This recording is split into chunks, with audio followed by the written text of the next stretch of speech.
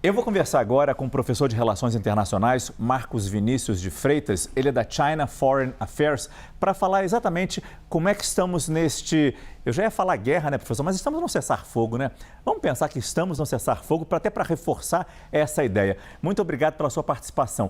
Por que Israel, apesar de cessar-fogo, continua atacando o Líbano e com uma violência ainda maior do que antes do cessar-fogo celebrado entre Irã e Estados Unidos? Qual é o cálculo feito pelo governo Benjamin Netanyahu neste momento para essa intensidade de ataques, mesmo com essa possibilidade de uma conversa entre Israel e Líbano? Boa noite, professor.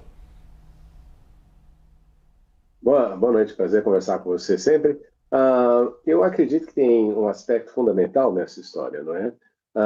Tudo depende do quanto o governo Netanyahu acredita que esse cessar-fogo será permanente. Porque se for permanente, e a perspectiva é de que isso tenha uma longa duração, obviamente que nós observamos que tem sido uma característica, em muitas ocasiões, de se buscar realizar o máximo possível de dano neste momento final, justamente na expectativa de que a possibilidade de reconstrução fique muito mais difícil. Então, nós já observamos ao longo da história que muito cessar-fogo, existia sempre o problema da comunicação, mas isso não é mais verdade hoje em dia, né, porque a comunicação é muito mais rápida, mas é aquela tentativa de deixar um cenário de terra arrasada, justamente na expectativa de que isto dê a mensagem final, é o momento final da guerra. Agora, o grande problema que existe também, e esta que também é a dúvida, é se Netanyahu não faz isso para, de alguma forma, impedir que o cessar-fogo seja definitivo. Ou seja, pode ser duas coisas, né? Se nós pensarmos e fôssemos avaliar. Uma varredura final neste processo que ele tem tido de guerra contra o Hezbollah, ou aí uma tentativa de frustrar a continuidade de um acordo com o Irã. Então, essas são as duas possibilidades que nós podemos ter neste cenário. O senhor fala frustrar, talvez eu usasse a palavra sabotar. Sabotar a possibilidade ou a tentativa de se chegar a um cessar-fogo entre Estados Unidos e Irã. Eu pergunto para o senhor sobre sobre a negociação e talvez o possível sucesso dessa negociação que vai começar no próximo fim de semana ali em Islamabad, no Paquistão. Qual é o clima que se cria? Qual é a possibilidade de realmente vermos um avanço numa negociação de paz, professor, em cima desse clima que Israel cria? É uma delegação complicada, não é? Porque você tem, por um lado, o genro do presidente e o Witkoff também que são muito ortodoxos na sua perspectiva, inclusive são extremamente favoráveis ao Estado de Israel. Inclusive teve aí um momento em que um representante britânico afirmou numa reunião que não sabia que o Estado de Israel tinha nos dois grandes, dois indivíduos, grandes negociadores a favor de Israel. Então, este é um aspecto que a gente tem que levar em consideração, se isso vai ser levado adiante. Mas, por outro lado, você tem ali o vice-presidente J.D. Vance, que também vai participar, que é ultra, né, como ele sempre se afirmou, ultra contrário à ação militar no Irã. Então, você tem aí estes dois aspectos para saber qual deles efetivamente conseguirá convencer o presidente Donald Trump sobre a continuidade da ação ou não.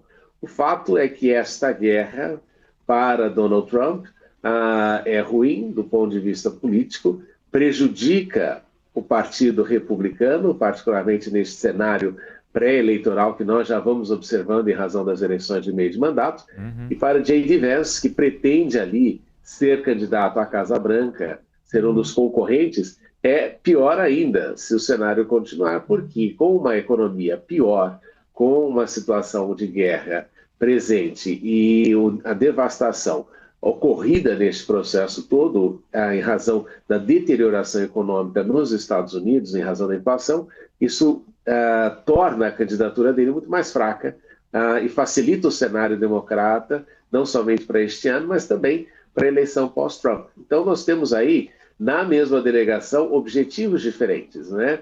Nós temos ali os dois que têm ali uma perspectiva mais sionista com relação ao apoio de Israel e todos os ganhos derivados disso, e, por outro lado, temos J.D. Vance pensando também no seu próprio calendário eleitoral.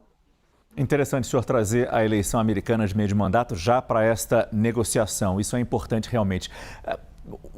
Eu pergunto para o senhor agora como os demais países do Golfo estão assistindo a este momento em que o Irã claramente tem uma arma poderosíssima, que é fechamento ali do Estreito de Hormuz, tem ainda o urânio enriquecido, que, ok, a sua estrutura, toda a sua infraestrutura de enriquecimento pode ter sido destruída, mas o urânio enriquecido ainda está lá, possivelmente uma bomba atômica, e sabemos que o Irã é capaz de atacar os seus vizinhos, como vimos aqui com os seus drones, ao mesmo tempo como esses países do Golfo Pérsico também veem a posição americana nesse conflito e até daqui para frente, olhando para frente, professor.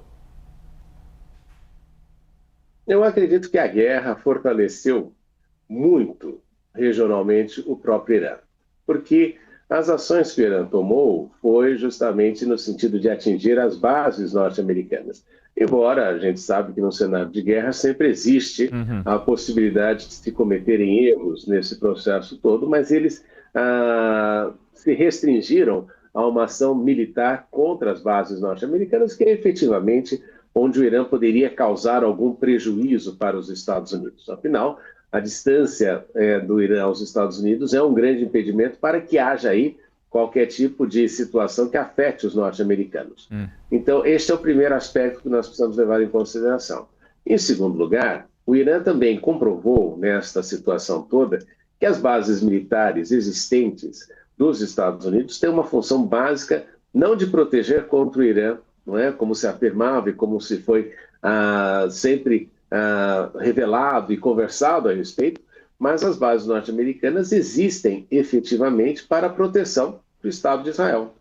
Então, o que nós notamos é que para os países que não têm uma relação próxima de Israel, como a gente tem observado a Arábia Saudita, como os Emirados Árabes, os outros países começaram a entender neste processo de que estão, de fato, ali protegendo o Estado de Israel, que é uma coisa contrária, muitas vezes, ao próprio interesse desses países com relação à viabilidade política do Estado de Israel na região.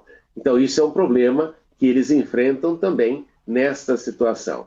E em último lugar, eles descobriram aí que os Estados Unidos, como parceiro, e como dizia Kissinger, né, ser amigo dos Estados Unidos pode ser fatal, o que eles descobriram é que Donald Trump, quando acuado sobre a questão, falou para os outros países comprarem o petróleo dos Estados Unidos. Ou seja, ele criou uma situação no Estreito de Hormuz que não existia há mais de um mês, que passou aí a fazer com que o Irã utilizasse o Estreito de uma maneira política e econômica, e com isso ofereceu a possibilidade dos Estados Unidos fornecerem para aqueles que contavam com a proteção norte-americana.